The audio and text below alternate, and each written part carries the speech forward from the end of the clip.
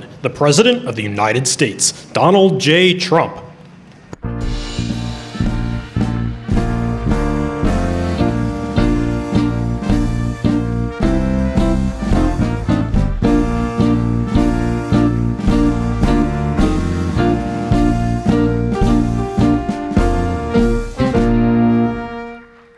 Well, thank you very much. What a nice setting this is.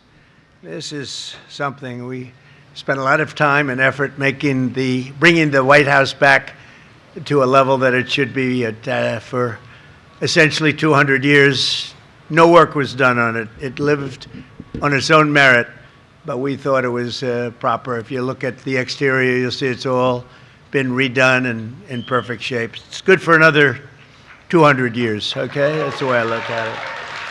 But very important. It's such a symbol, such a representative symbol of us, of what we stand for, and we're very proud to have done it. We're building outside. We're building a beautiful heliport, which has been asked for many, many years. A helicopter would land on wet grass, and it was bad and dangerous.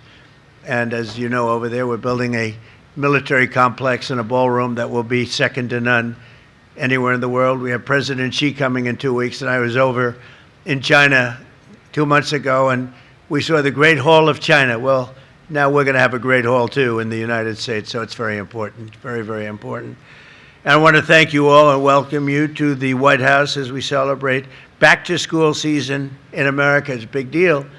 We're delighted to be joined by many incredible parents, devoted teachers, exceptional educators, and star students from all across the nation. In fact, we have so many star students, I want to make offers to some of you to come and join us as soon as you get out of college, because we want stars. We want smart people.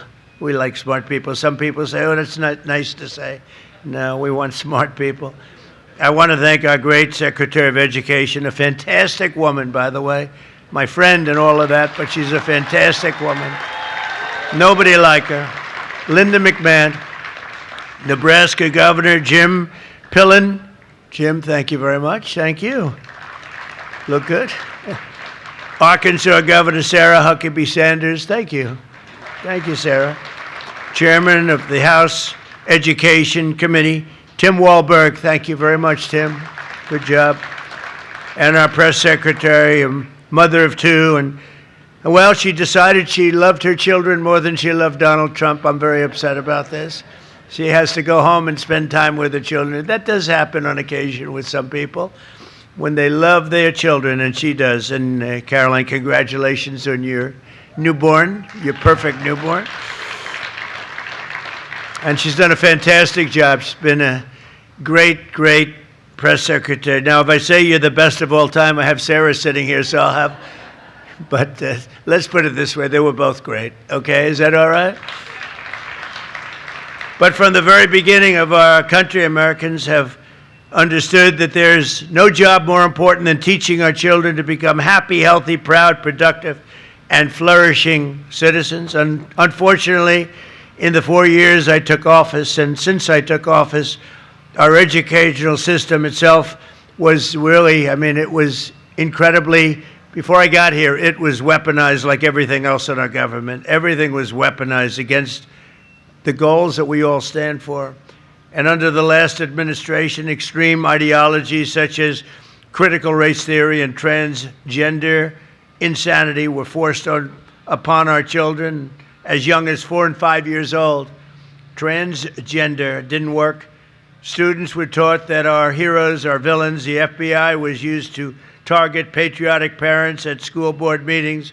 And meanwhile, far too many government-run schools failed at the basics. And you just have to look at the charts. They were failing at a thing called education, with only 30% of the students proficient in reading and math. That was under the last administration. Under the Trump administration, we're systematically ending every single one of these radical left betrayals, and we're putting the parents back in charge.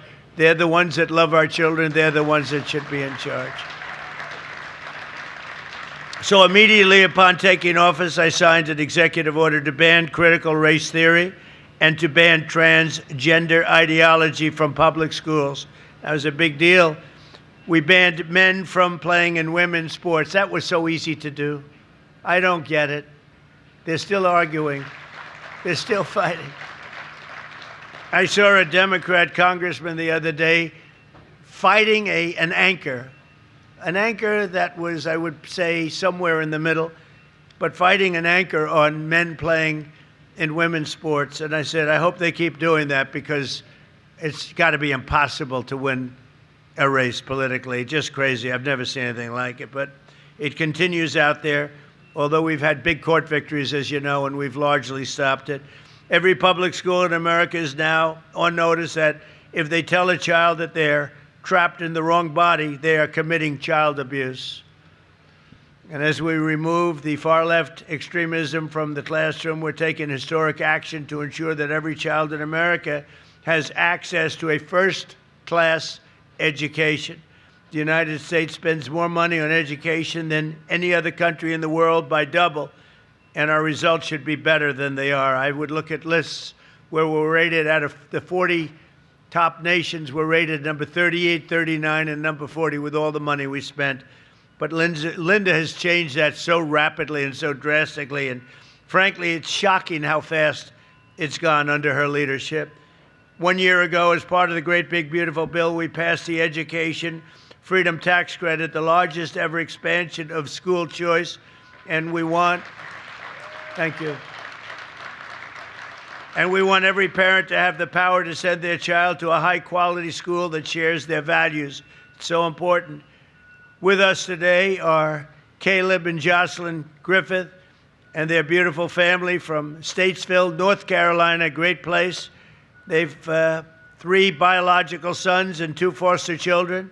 School choice and education freedom scholarships are going to give these kids more opportunity than ever before. And I'd like to ask Caleb and Jocelyn to come up and say a few words, please.